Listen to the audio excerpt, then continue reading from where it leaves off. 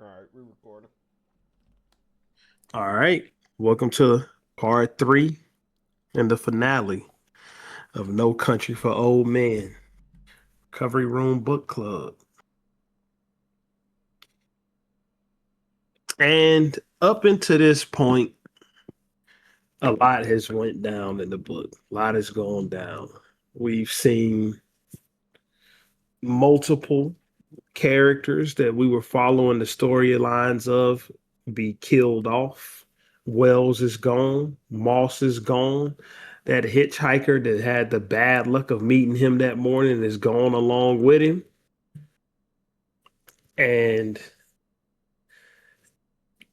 basically, we've just seen how treacherous it can get in this landscape. This is Texas, and not the Houston, Dallas, Fort Worth glamorous part of Texas, San Antonio, all of that. This is the outskirts, basically the Australian outback, but it's Texas, and there's lawless people running around all over the place, causing all type of havoc, killing each other, killing innocent people, all behind a drug deal that went wrong. I don't think the drug deal actually went wrong because it was a setup because there was no reason for a tracker to be in the money if it wasn't a setup from the first place. You know what I mean? Mm-hmm. So it was a setup anyway. The drug deal was always planned to be okay, we sell we buy the dope and then a couple days later send the bloodhound after them to get that money back and we run off with the heroin and the money. Mm-hmm. That's what it was. Like we can see that because he was before the money got stolen, who was already en route. Chigurh. Yep. Before the money ever got stolen, he was already en route. So we're getting to the end. The climax has pretty much already been reached, but there's loose ends to be tied up. Okay. And we pick up in chapter 9. Chapter 9, No Country for Old Men, starts with Belle trying to contact Carla Jean. Mm-hmm. She doesn't really want to hear from him. He just he's in that mindset of, okay, I know she doesn't want to hear from me because I failed to protect Moss Llewellyn. He's dead. Like that's over with. Like even though he said that he was going to do everything he can to keep him alive, there was nothing he could do. See, Moss, he was always in up over his head, and what he did, excuse me, what Moss did was instead of trying to get out while he was ahead somewhat, he just kept digging the hole deeper. He dug it deeper and deeper until it was deep enough to be a grave. You know what I mean? And that's where he ended up. He ended up in the grave. So even though Carla Jean had talked before, like she was what's the word we looking for? Like she was comfortable with the fact that she know he might die. When he actually did die, she wasn't comfortable with that fact at all. Bell is trying to cope with it by saying that I at least wish the paper would have portrayed him the right way because the paper once he was dead the paper portrayed him like he was involved with the hitchhiking girl, and we know from just being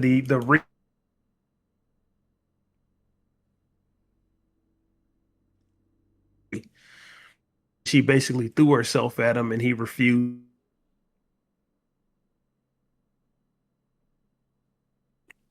but the newspaper portrayed it as if he was with her.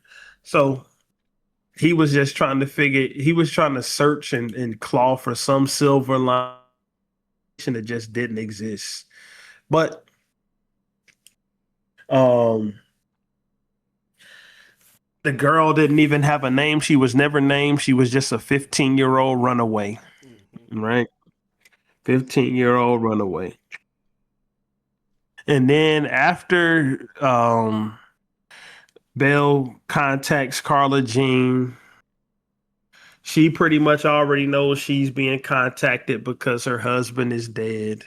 Yep. After he gets that situation wrapped up, we jump cut to Chigurh in an office building. And what does he do from there?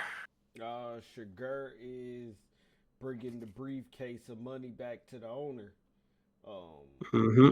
and it's an unnamed man working in a undisclosed location. Um, but Chigurh tells him that nobody's coming. Um, and he wants the guy to consider him for business in the future. And Chigurh is like, we're gonna be dealing with new people now. So Right. it What happened to the old people? they gone. They're gone. But Oh, it's snap. You know what almost I like forgot to do? it's almost like Um, Chigurh is calling the shots for real. Like, Let me grab my book. Go ahead on and keep on going. yeah, but it's just really um it's kind of like Chigurh is just calling the shots now. He's gotten rid of everybody that had to go. Um, and the man asks about the enemies, and Chigurh said that he has no enemies. Um, so basically, it was just like a show of power. Like,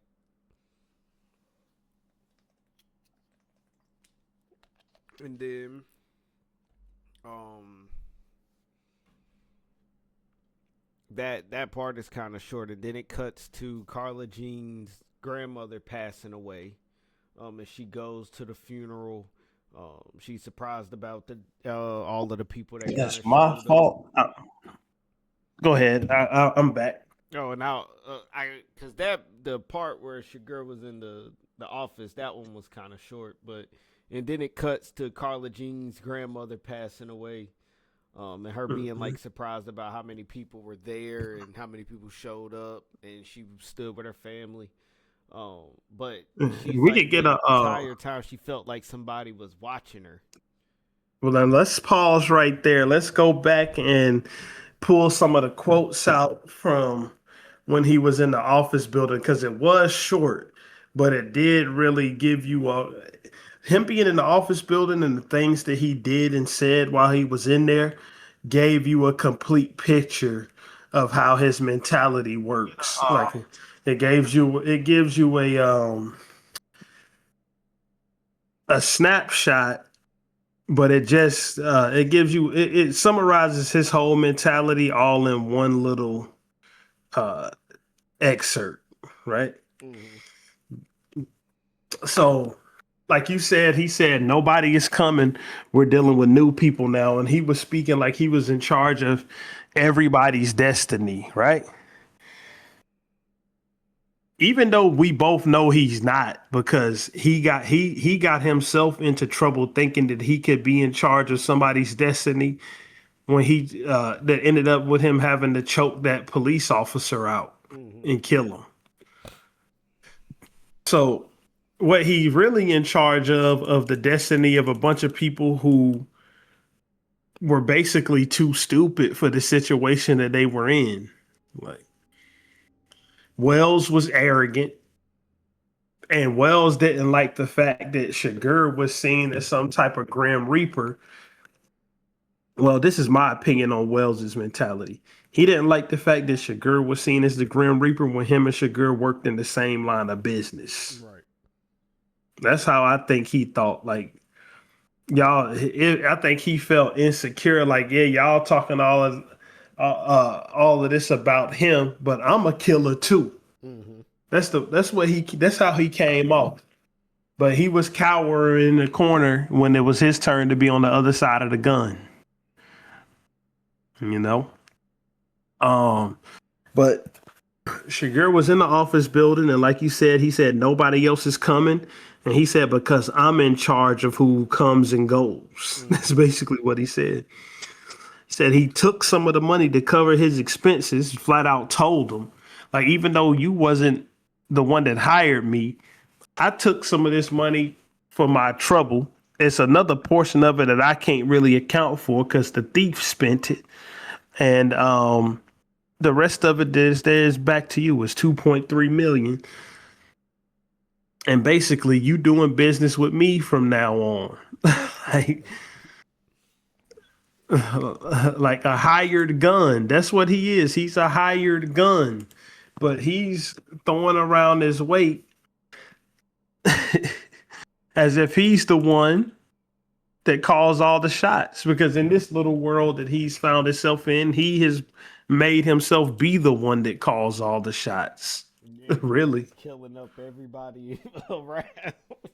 Everybody's dying that comes in contact with him. So can't nobody else really call those shots because they end up dead. Mm-hmm. And Chigurh tells him to consider um, how he lost that money in the first place. He's flat out told him consider who you listened to in the past and consider what happened when you listened to him. Like, the one thing about him is like it's charismatic behavior, right? And this is how cult leaders get people to follow them. It's like that they can speak on something and make whoever they've entrapped into their big ass mouth, they can make them think that whatever they're saying is the truth, right? And that's what Chigurh, like, Chigurh is a presumptuous person. Like you see every time that he is in a situation when he knows he has the upper hand, he makes a bunch of presumptions. Like he flat out told Carson Wells how he was going to react when it was time for the trigger to be pulled. And then he ended up reacting exactly that way. But because I think that people, like, I think a lot of people, when they come across him, they don't have the nuts to give him the type of pushback that they should give him. You know what I mean? Yeah. Carson Wells pretended like he had the nuts to give him the pushback, but he really didn't, because he didn't really give him any pushback. He sat there and got shot in the face. He didn't even charge at him. He put his hands up like he said he was going to do. Like, he didn't even rush at him to try to keep the killing from happening when worse came to worse. And I also think he probably didn't think he was gonna kill him just because they had like history. He knew he was gonna kill him though. Remember how the dialogue went? He knew he was gonna kill him. I just don't think he thought he was gonna get the upper hand on him. Mm-hmm. I think he thought he was too smart to get caught up in the situation that one of his other victims would get caught up. You know what I'm saying? Because you see, when he talked to Moss, what he said was, "You will call me because you will know that I'm the only person that can help you. How help him? How?" You also ended up on the other side of that gun, sir. But 1 second. And Chigurh just lays down the law. Said, "We can't continue to talk here." Said, "I'll call you in 2 days' time," and he leaves. Then as he leaves, the man tells him, "You could have done a lot of he could have started up doing a lot of his own business with that money." And Chigurh just blew it off. Like, he's to the point where if something that's being said is not fitting his narrative, he does not care to hear it, bro. Like, Yeah. because the man was painting him out like he would be some thief with no honor. Like, you got the money back. Why did you bring it back here? You could have ran off with it the same way the other guy did. And we all know that Chigurh would never do that shit. Like, if you go back to the office building that he was at when he killed the people who hired Wells as a hitman, he didn't shoot at a certain point in time because he didn't want glass falling on people that was walking down the street. So we know that he would never run off with that money. That's just not something that he would do. Mm-hmm. Because he thinks, at least in his mind, he has some sort of twisted sense of morality. Whether it's true or not, that's another case. Whether it really exists, but he has some type of twisted sense of morality. Uh, and then you get 1 second.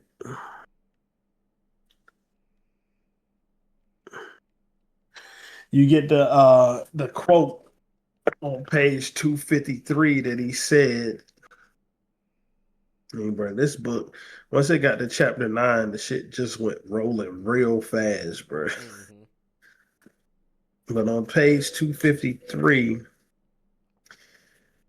he basically said profit leads people to exaggerate their own capabilities.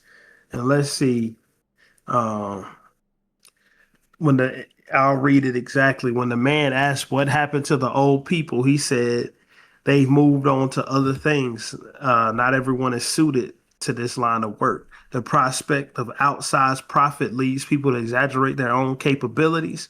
In their minds, they pretend to themselves that they are in control of events where perhaps they are not, and it is always one stance upon uncertain ground that invites the attention of one's enemies or discourages it.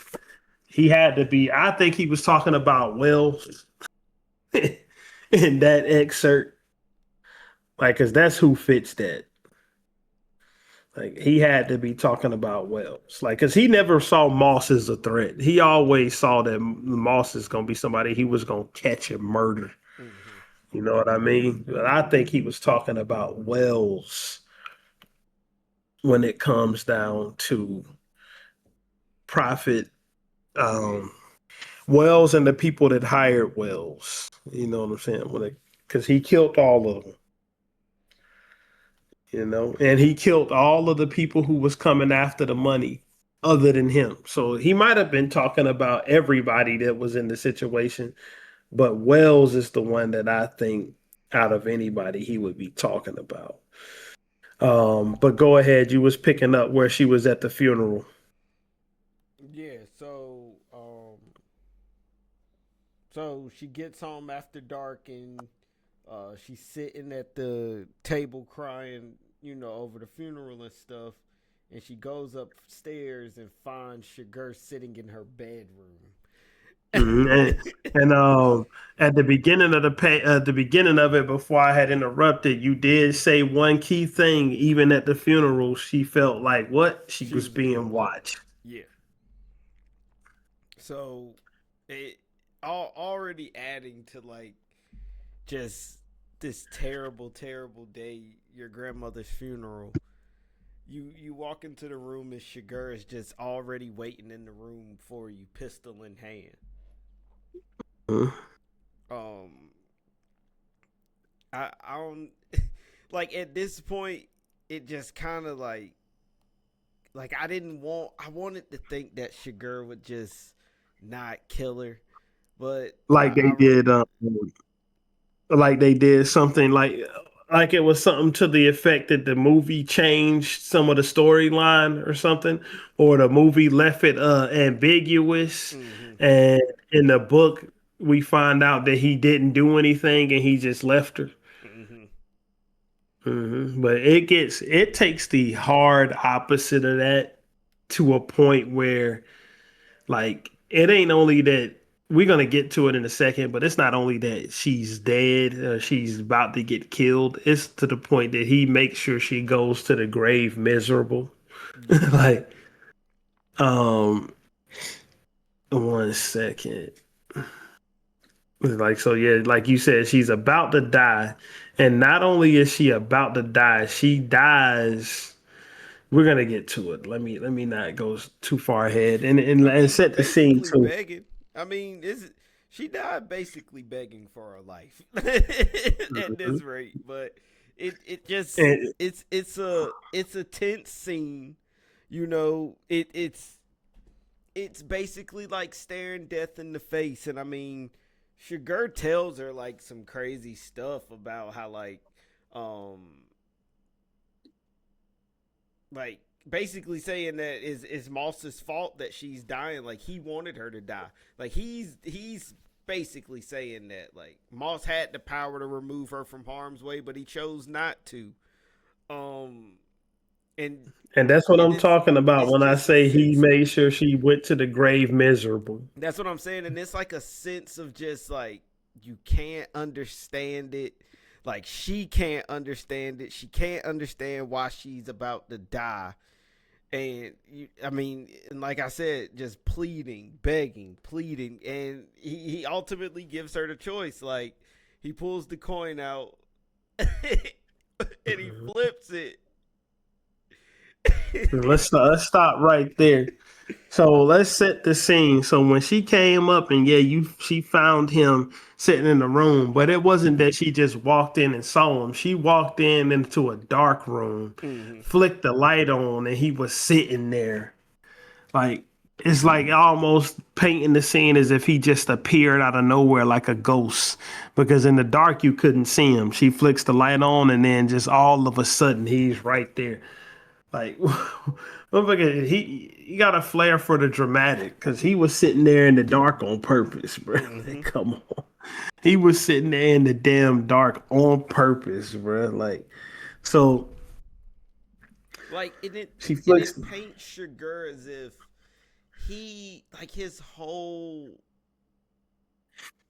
like his whole idea is just death. Like the only thing it seems like he really cares about is putting people to death. Like he can't like he has no other emotions. Like it shows him like he doesn't like even for instance with him in the hotel room, like it's saying he didn't watch no TV, like whatever the TV was on, he just watched that.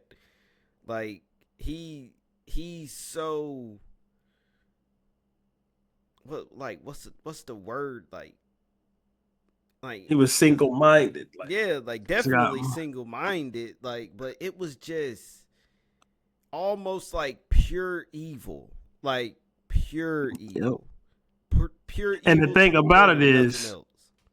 he doesn't even see himself as that, right? He Mm-mm. sees himself. He sees it as if he's just following the winds of fate, and he doesn't have any control over what happens, even though he does. He But has all the he sees it control. as if he doesn't have any control over what's happening. That's what he sees it like. So one second. So you have her turn the light on, find him sitting in the corner just waiting. And she looks at him, says, I ain't got it. And and this is when you see he likes to play around with the people he about to kill. Got what? See, you know what I'm talking about. Like he knows that she's talking about that money and that he pretends like he doesn't know that. Mm-hmm. So she puts a stop to it. You know what I'm talking about?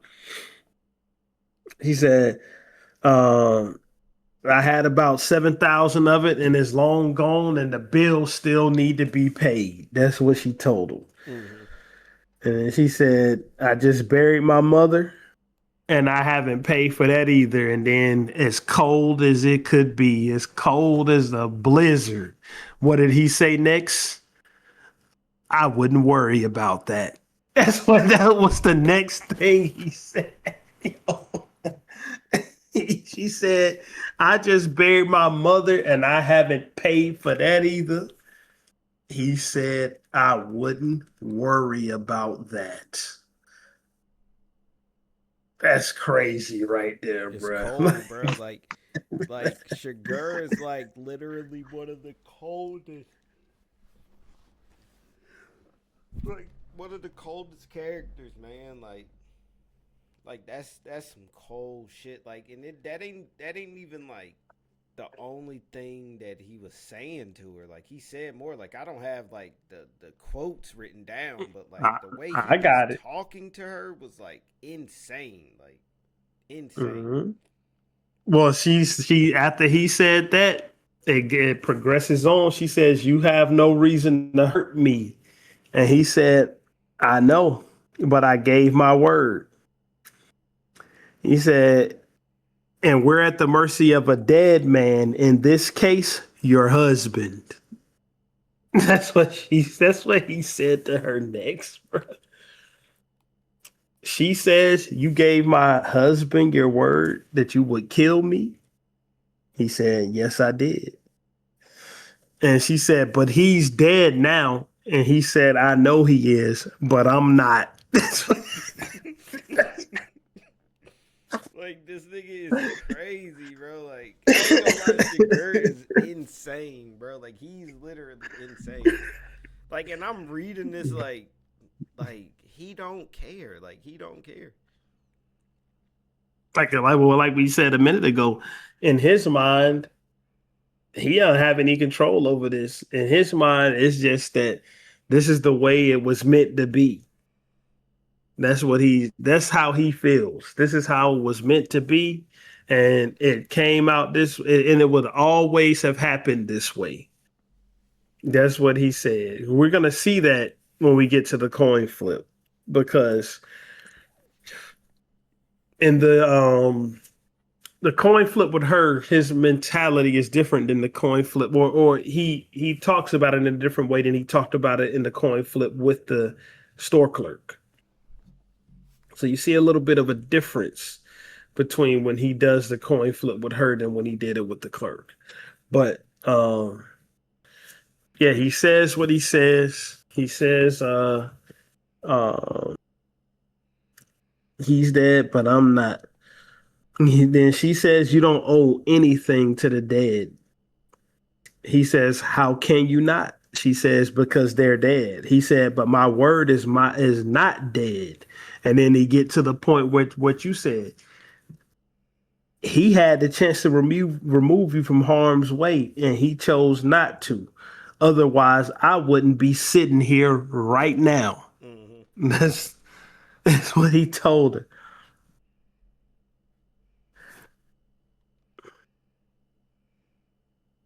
She says, "I don't know what I ever did to deserve this." And he told her, like, he had an answer for everything. He said, "You probably do. There's a reason for everything." She tells him, "I've said those words plenty of time and I've never will say them again." Then he pulled the spill out on her like he does all of his other victims, or he something he's thought about his other victims, where he says, "Why do y'all all say it?" She's confused. "What are you talking about? Say what? You don't have to do this." She said, "Well, I ain't never said that." She said, "All of you, I mean." And this is like a scene, bro. You got to play this whole thing out. She's because this is not something you really get to see all of in the movie. Mm-hmm. Um, she said, "There is no all. It's just me." And then she cried, ready to accept it. But then he tried to show her some mercy. He pulled the coin out. And then at first, she just flat out refuses to call heads or tails. But she finally does. She called heads, and it was tails. And this is where you hold on. This is where you see how he kind of, I think this is the kind of this next scene illustrates how he gets himself through doing what he does, right? Mm-hmm. The next part of the scene, excuse me, not the next scene, but the next part of the scene, he gets himself through doing what he does, because when it came out tails after she called heads, he looked at her and said, "It was never the coin. It was always you." That's well, no, it was tails. She said, "It was never the coin. It was always you. You wouldn't have let me off." He says, "I had no say. Everyone makes choices along the way, and a choice you made makes choices along the way. You made a choice, and all of this followed." Let me go page 259. In this case, her choice was Marion Moss. Like, and she chose to marry him, and it ended her up here. At least that's the way I interpreted it. And she said, "You wouldn't have let me off no way." Said, "I had no say in the matter. Every moment in your life is a turning. Is a turning, and every one is a choosing. Somewhere you made a choice. All of this followed. The accounting is scrupulous. The shape is drawn. No line can be erased. I had no belief in your ability to move this coin to your bidding. How could you? A person's path through the world seldom changes, and even more seldom will it change abruptly. And the shape of your path was visible from the beginning. So, again, that's the type of things that he says that lets you know that his mentality is that he's just a deliverer of fate, and fate was chosen before you, him, or anybody else that's involved were ever even put on the earth. That's the way he looks at it. And that's how he could pull a trigger and shoot somebody in the face and keep on moving as if nothing happened. You know what I mean? Um, and then just as he said, this is what I think that meant that those mind games come into play. Because remember how we talked about a minute ago, how he told Wells what Wells would do right before he pulled the trigger, and Wells swore up and down he wouldn't do it, and then he ended up doing it anyway. He looked away and put his hands up to try to block the bullets. In this case, what did he just say a minute ago? He said, "Why do y'all always say you don't have to do this?" And right after he finished the spiel about fate, what did she say? You don't have to do this. Mhm. And then he, as cold as ever, next, he said, "You're asking that I make myself vulnerable. And I can and that I can never do. I have one way to live, and it doesn't allow for special cases. A coin toss, maybe, but in this case, even that served no purpose. Most don't believe a person like me exists. How can you prevail over something that you refuse to acknowledge the existence of? When I came into your life was over. It had a middle. I mean, it had a beginning, a middle, and this is the end." That's like, Like, that's crazy. oh, wow. Let me get the exact quote out. 1 second. Page 260. All right. Yep. So he said, "Most don't believe there can be such a person. How can you see what a problem you can see what a problem that must be for them. How can you prevail over that which you refuse to acknowledge the existence of? Do you understand? When I came into your life was over, had a beginning, a middle, and an end. This is the end. You can say things could have turned out differently, that they could have been some other way, but what does that mean? They are not some other way. They're this way. And you're asking that I second say the world. Do you see?" "Yes," she said, sobbing. "I do. I truly do." "Good," he said. "That's good." And then he shot her. Cold. All right. And once he shot her, what happened next? He leaves. But he doesn't get far, does he? Mm-mm. He doesn't get far, and I feel like this next thing was like a real show of fate too. It just shows how like you can, like, well, better yet, not fate, more or less karma, because it's like you did all that talk about how like she had to die, and then next thing you know, something insane happens to you, which was he got hit by a Buick that ran a stop sign. Um, it breaks his arms. Well, it breaks his arm, not his arms. It breaks his ribs. And he has like a cut on his forehead and his leg. So like it's a pretty bad wreck. Like it's bad. Arm broken to the point where it's sticking out of the skin. Mm-hmm. But this is the thing. Before we go any further, Buick ran the stop sign. Two high people, drug addicts. Yep. I think in the wreck that they both died, the people who were driving the Buick. But doesn't this show us what a hypocrite Chigurh is? Because look at it. Look at it. Right after the Buick hit him and he was in such a state, broken arms, broken ribs, head cut open. Did he lay down and accept fate? How dare I second say the world? You're asking me to do that? Or did he rush to try to save his own fucking life? Like, Yeah. what did he do? He didn't lay down there with all of those broken rib, punctured organs and all of that and just die. Like he expects everybody he comes across to just get shot. That ain't what he did. He did. So go ahead on and continue. You can continue though.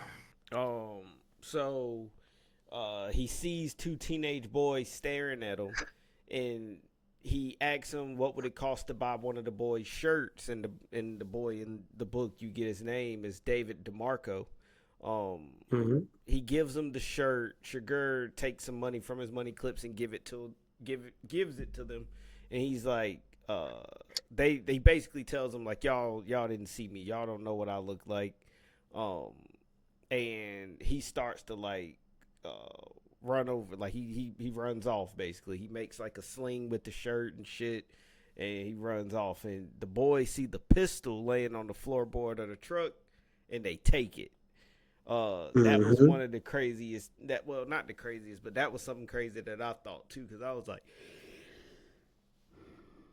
they really took the gun. But I mean, it was two young kids though. Of course, they saw the gun there. They're gonna take it. The scene of the accident was described in some crazy detail too, because he flat out described it as that when the accident happened, excuse me, that one of the guys in the truck flew out of the window in the Buick. I mean, flew out of the window and landed right next to a person who was like getting their mail or something. Yeah, Like flew through the windshield. it was an old woman. So like that happens. He walks off down the street before the ambulance could even get there. Of course, he was long gone because he couldn't afford to be taken to the hospital. He would have been in the feds in the next few minutes.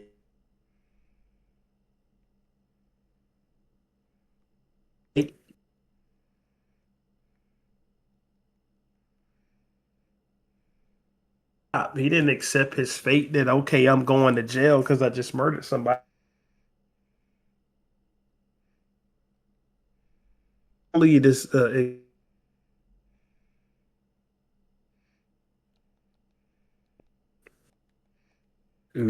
that's something that you notice about him every so often throughout the story. That he doesn't live by his own principles. Like at the end of the day, he'll scramble to save his own life or to get himself out of something that seems inescapable. Like, because like, how do you, like, how many times do you really see a person escaping after they just got booked for a murder or they about to get booked for one? It don't happen all too often. It doesn't happen. Most of the time, you see them go to jail and never get out. That's what you see most of the time.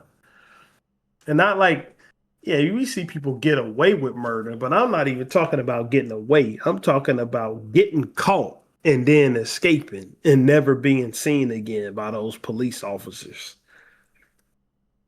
So, but he just disappears off. And basically, that's the last time that he's ever seen of or heard from in this book. On the other hand, We got Sheriff Bell arrives to visit Ellis, and an older sheriff who I believe is his uncle. It is his uncle.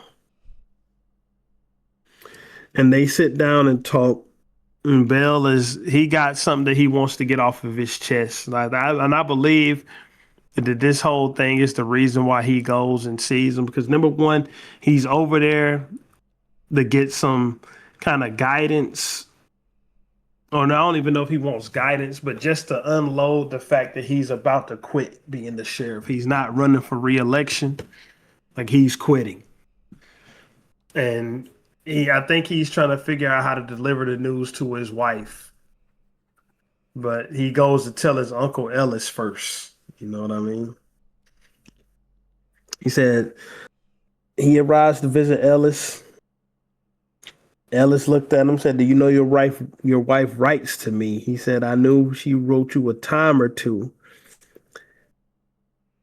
And then he said, "No, she writes me all the time to tell me family news." Um, he said, "I didn't know that there was any." He said, "Well, never mind. I think he had already told his wife that he was quitting because Ellis brought it up. He said, 'You mean like you quitting?'" Like, you know, an old ass Southern man ain't about to sit up there and bullshit with you.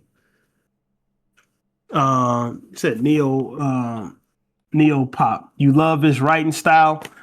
Um, I do too. Like, Cormac McCarthy's writing style is unique because, like, as the first part of this, we were talking about how he barely even uses any punctuation and he doesn't use quotation marks, doesn't tell you who's talking. You got to get fully immersed into the story and follow it. Excuse me. Follow it along, or you're going to be going back to the beginning of the page to figure out who's saying what to who.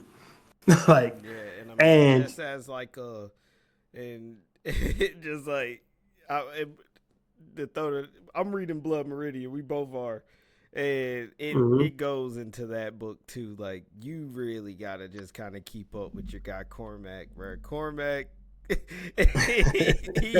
he get the writing and it just start going.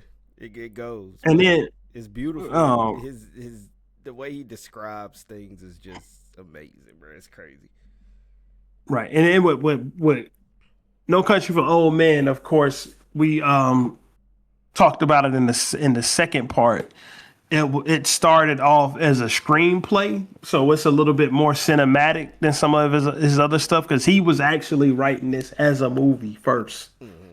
and then it turned into a book, and then the Coen brothers turned it into a movie, a great movie. But yes, his writing style, it is, especially in No Country for Old Men, is straight cinematic. Like the way that he paints out a scene.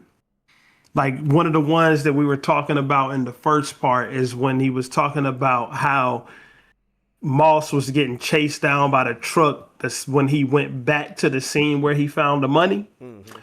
And it was nighttime, and he painted out the difference between how fast the truck is moving versus how fast Moss was moving, trying to get away, and in a way where you could just feel the truck chasing him down. Like, you could feel him getting chased down and about to be executed if he didn't know the lay of the land so well that he knew a place that he could dip off into to get away from that truck.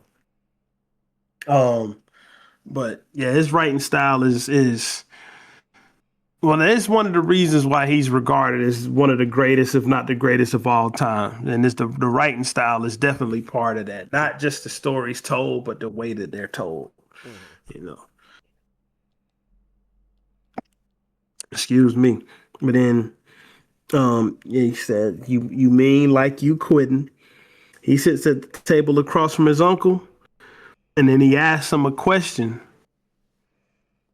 And then it went into an interesting part of the book that I didn't see coming. You know, he asked him what's his biggest regret. And his uncle's doesn't think of life in those terms, biggest regret. He says, Um, he doesn't have any regrets. He just has things that could make him unhappy. Like you can think of things that make him unhappy. Said, but once you're grown, you're about as happy as you're gonna get. And there'll be good times and there'll be bad times, but it'll all even out. He said he doesn't have regrets. He just knows what has made him the most unhappy. Um, and they start reminiscing about some things. He reveals to him that a person, like the person who shot him, 'cause I think we earlier in the book in one of those chapter openers where you're looking at things straight from when we're inside the sheriff's thoughts, basically. Those chapter openers, he told him, the guy who shot you, he's dead. How did you feel about that when you found out he died in prison? Mm-hmm. And Bell said he didn't feel any type of way because there's no point to any of this. Um, excuse me. They start going through it about how, Ellis joined the force. There was a choice. Um, it was a choice. His grandfather didn't force him, like Bell's grandfather didn't force Uncle Ellis to join. But he said something, bruh, that's like some real life stuff. Mm-hmm. The thing he said next, um, he says, I'm gonna pull it up and just read it. It's on page 267. Not even gonna paraphrase it because it really hit hard when I was reading it, bruh. Like, let me. I ain't even gonna front on you. This one hit hard. So we fast forward to page 267.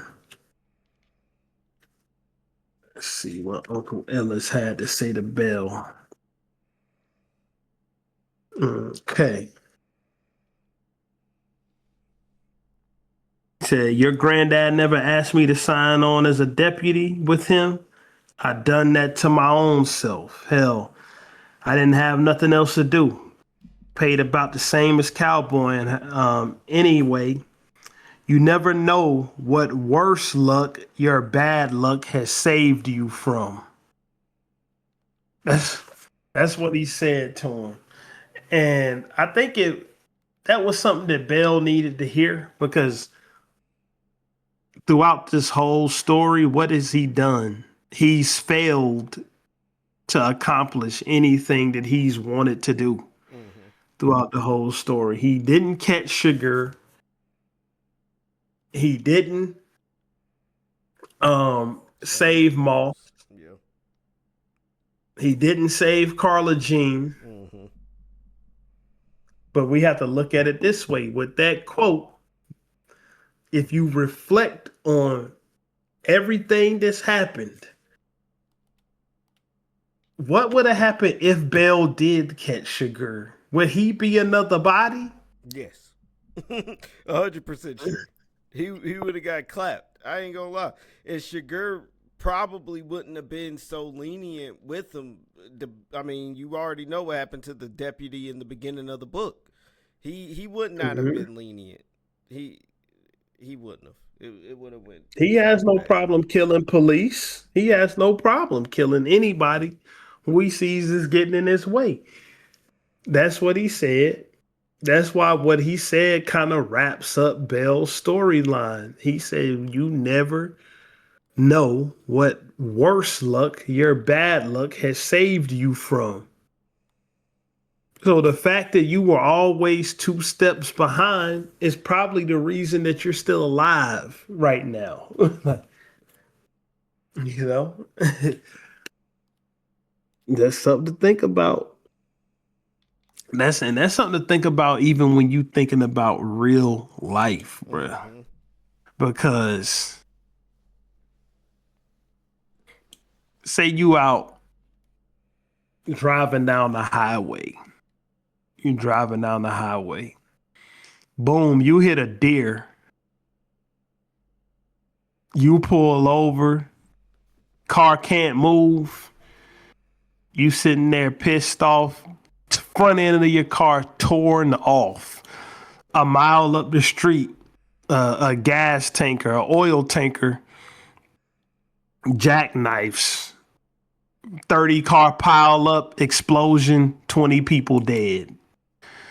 But that deer tearing the front end off of your car kept your ass from becoming an angel that day. Mm-hmm. I mean, and that's a basic example, but an example nonetheless.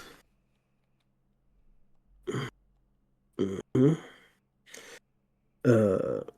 Excuse me. They continue to talk. They talk about a family member who died at war. And then they start talking about the state of America, and they say it flat out. This country is hard on people, and people still love it.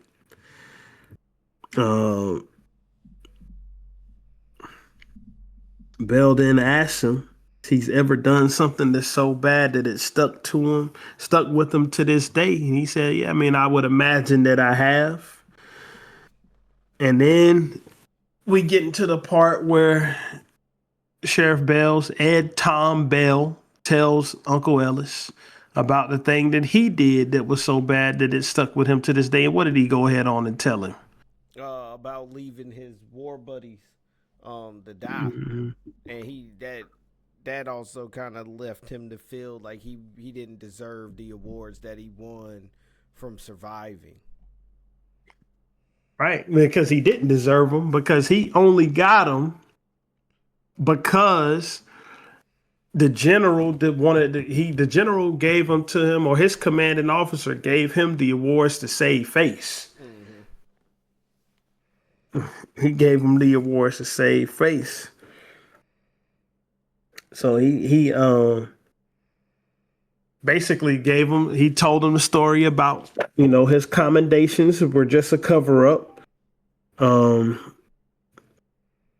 He was no war hero. He held the ground against a German advance after their position was hit. Like the house they were hiding in on the front was hit with I think it was a tank round. Mm-hmm.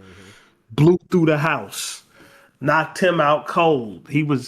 Next thing he know, he's waking up with rain falling on his face. He was inside a building. He got on the 30 caliber and shot out into the advances. He probably took out a couple of the soldiers. It was a World War II where he was fighting at.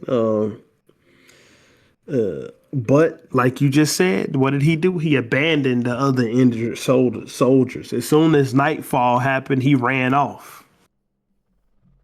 You know what I'm saying? Mm-hmm. He ran off.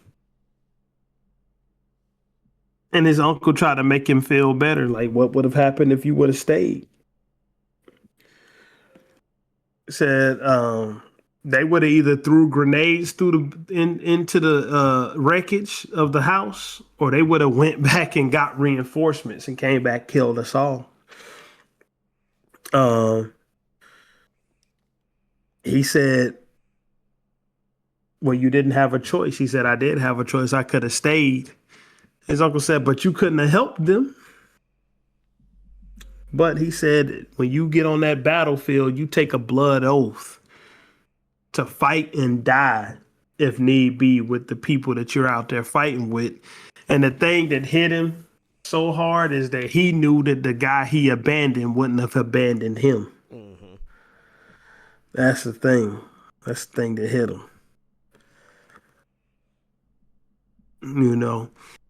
And I think that he said that and that might seem like a tangent in the book, but it's not a tangent, because that shows you why he was after Chigurh and trying to protect Moss, and why he became a sheriff, and why he thinks he has to serve the community, because he said that ever since he did that, he's been trying to make up for it. Mm-hmm.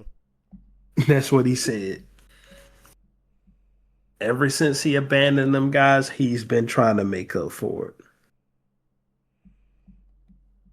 All right. And then you get forward to chapter 10, and it opens up with him feeling like he's feeling even more like he hasn't made up for it yet because he's reflecting on Carla Jean being killed. Go ahead, pick up from there. Um,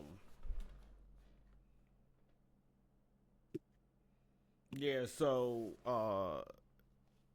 it cuts to that, and then he gets a call from a detective at the Odessa Police Department saying that they found the weapon that was used to kill Carla Jean. Um, so he goes out there, and they're explaining to him that it is from the boy who picked it up from Chigurh's truck. Um, and Sheriff Bell basically goes and meets the kid, um, and tries to get a little bit of information from the kid as far as like who Chigurh was, and the kid's not really trying to give up any information. Um, so it's kind of like a dead end, but he ends up going and like meets it.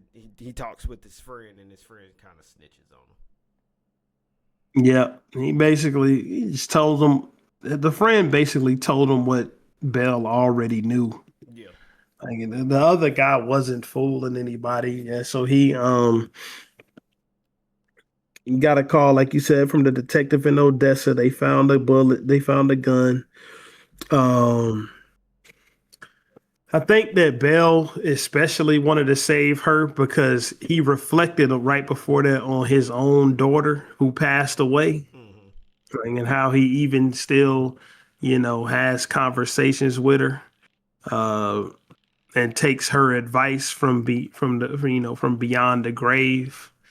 So I think he really, like, if he couldn't save nobody else, or if he regrets anything, I think he regrets her being killed over above all of it. Yeah. You know, Which is true because I because think that Carla Jean didn't deserve it the most. I mean, between Carla Jean and the hitchhiker, for real, because they like really essentially didn't have anything to do with it. right. And I mean the hitchhiker. I mean Carla Jean especially because she didn't even want anything to do with the money in the first place. Mm-hmm. Like she told him to put that shit back, bro. Like she told him she didn't want anything to do with it. And he, like we talked about with him in the previous parts, is that he was focused on that money and damn near nothing else once he saw it. Once he Mm-hmm. got his hands on it, once he felt how it spins, he didn't want anything except the money. Like the money was the most important thing in life at that point in time. Um, but one second. Let me open this back up. There we go. But he like you said, the guys said that they sold it because what happened was the gun they even found it because it was used in a robbery in Louisiana. That's how they found it. One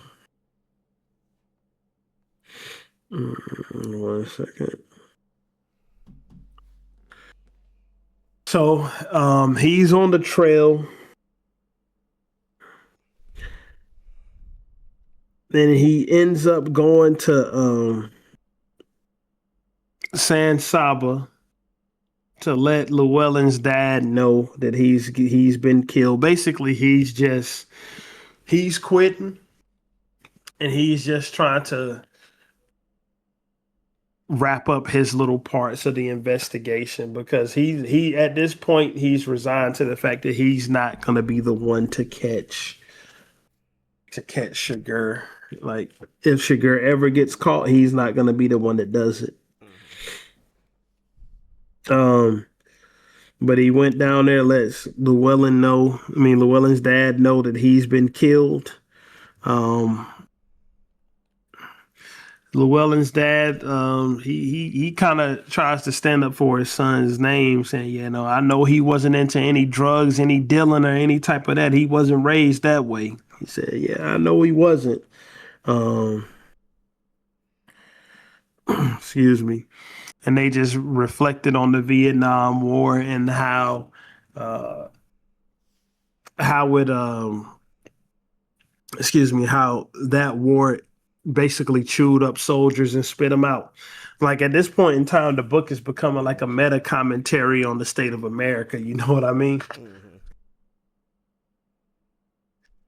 Because the country, like this country, ain't gonna remember none of the people who Chigurh killed. They're just gonna be buried, and the world is gonna keep turning.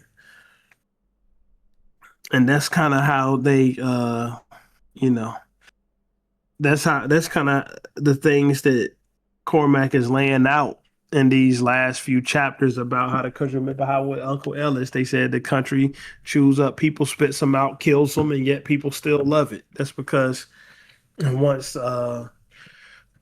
somebody is gone, they're just looked at as gone, except for to the people that's closest to them. And then even a few generations down the line from that, nobody is going to remember you. Like, truthfully. But, we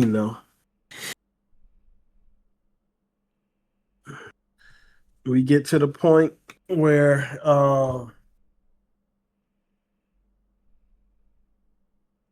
the next few days is coming to it's being his last day in office.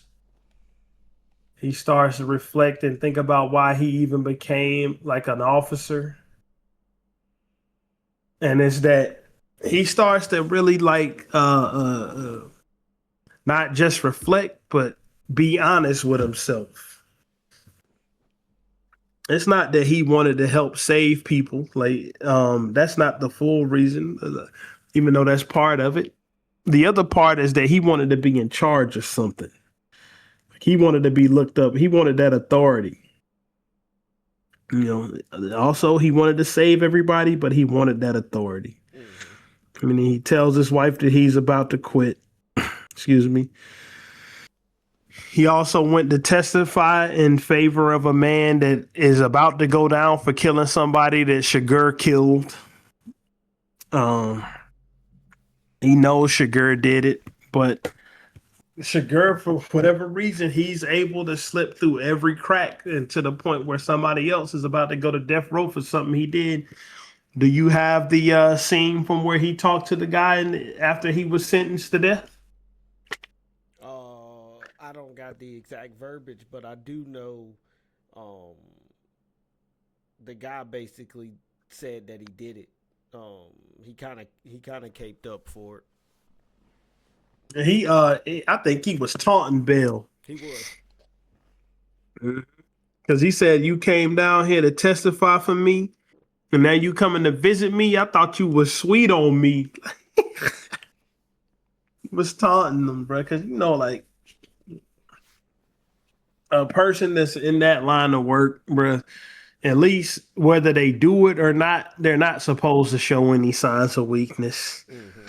Mm-hmm. But he's pretty sure the guy is about to go get the electric chair. And he goes to the prosecutor or get the electric chair for something Anton Chigurh did. He bumps into the prosecutor in the hallway, speaks with him.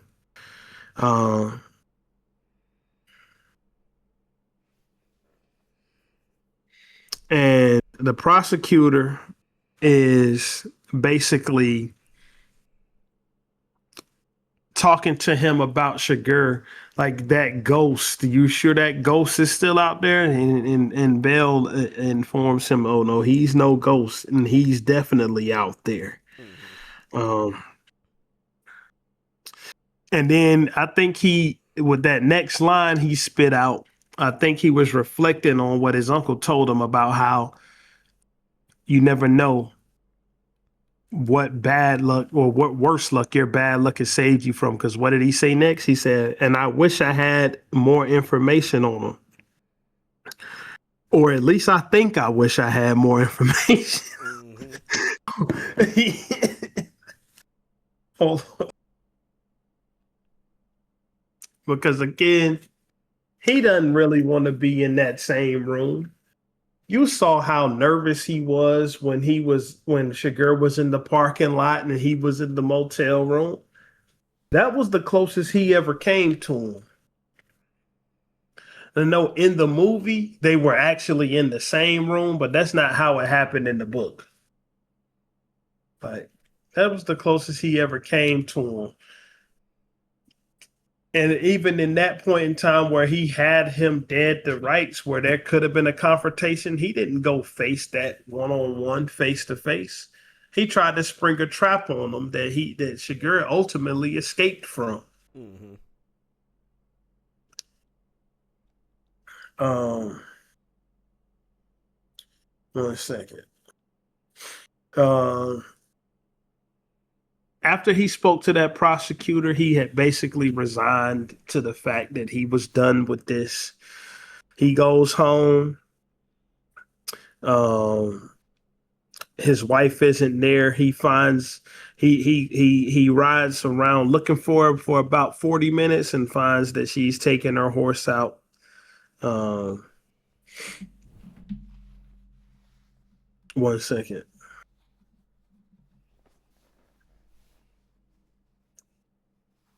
And I like how this book ends because we're basically coming to the end.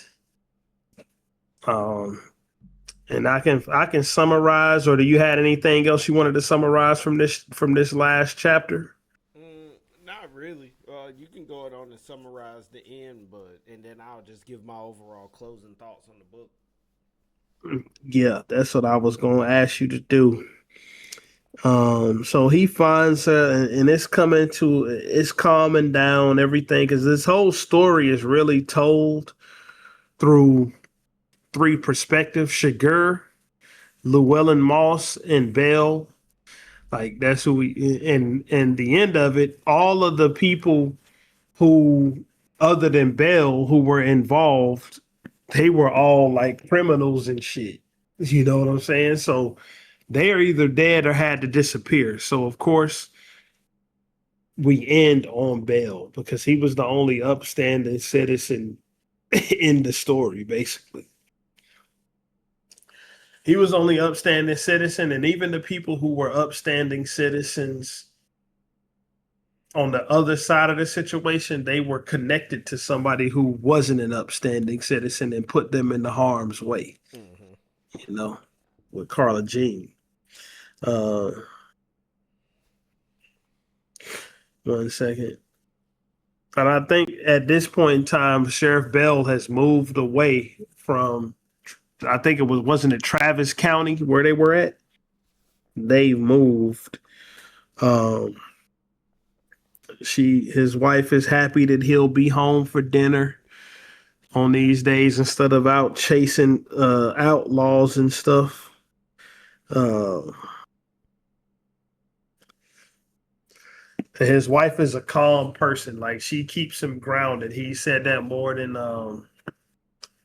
one time in this book. But he wishes that he could have more of her temperament. But he flat out says the world that he's seen makes it hard for him to be a spiritual person. You know. Mm-hmm. Um, and on his last day, he walks out of the courthouse, sits in his truck, and he starts to have a weird feeling. At first he thought it was sadness, but it wasn't sadness. It was defeat. Like he lost. He lost to Chigurh. He's sitting there reflecting on that. But you know what he said to himself next? And this is how the book closes out. He said, "You're gonna have to get over that." And he cranked up his truck and left. And that's the end. Yeah, That's No Country for Old Men wrapped up. and then when they said he got the feeling though, I really thought it was Chigurh coming to tie up the last loose end, but I'm glad that didn't happen. I don't think Chigurh would ever come back towards that area. Like, because he has to know, like, when he got into the wreck, right? Mm-hmm. he left evidence behind, something he would usually never do. He left the gun. Right. Like, so he has to be long gone.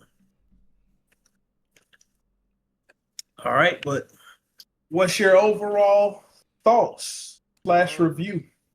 I really liked this book. Um, I thought it was a really good read. It always kept a good pace, and I really liked it because it I had already seen the movie, and I loved the movie, but I feel like reading the book just gave it kind of like a different flavor. And I haven't went back and watched the movie yet, but I'm pretty sure reading this book would now enhance my love of the movie. Um, and being that this is one of the books, like this is one of the first books I read recently, um, it was good, reading an author like Cormac McCarthy with just how he writes and how descriptive he is in his imagery. Um, I think this book was really good, and I enjoyed reading it. I'd honestly say, I I like this book. Like I like reading it. I don't think I would ever like read it twice, but I definitely enjoy reading it like throughout this initial read. And I can echo that too. I wouldn't read it twice, but because I've seen the movie so much. Mm-hmm. But the thing the book does, as you were saying, like it enhances the movie because it fills in gaps that are in the movie. Like it fills in gaps. That's one thing, and that's one thing a good book is always going to do. A good book is always going to be better than the movie. Like,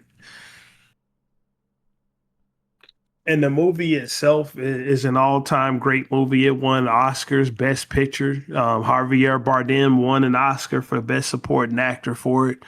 But and again, it lent itself to the screen because it started off as a script, or it started off as a screenplay, excuse me, not as a book. Um, but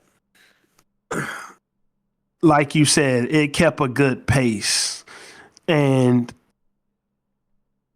it wasn't a mindless read. You couldn't just breeze through the pages or you would be lost.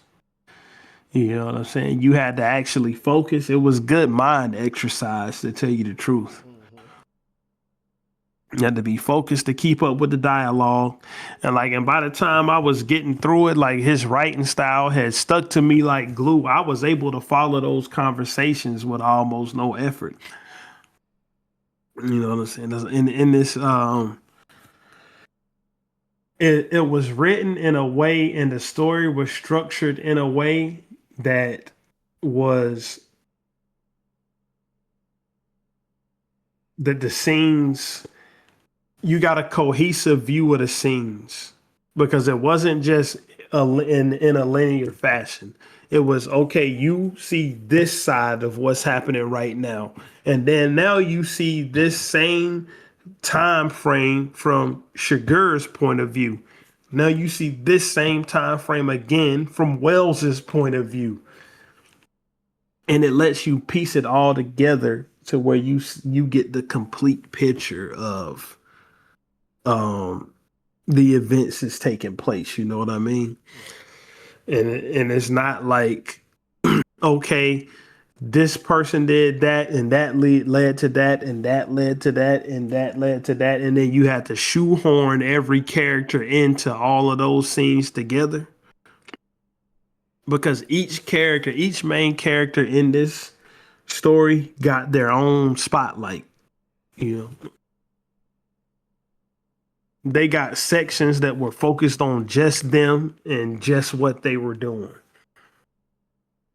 And um, that's one of the things I enjoyed about it.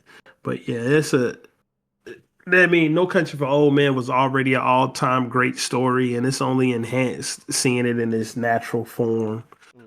You know what I mean? So it was already like you said, like when we first started it, it's a great read, but we know a lot of what's coming because we were both fans of the movie, so we could kind of see around the corner. But in this next, because this is continuing. No Country for Old Men is wrapped up, but we're moving on to the next project, and we can't see around the corner in it. Can you go ahead on and introduce what we're doing next? Yeah, so we'll be reading Blood Meridian by Cormac McCarthy. And on the next episode, we'll be going through the first 5 chapters. And other than that, this has been No Country for Old Men. That's wrapped up.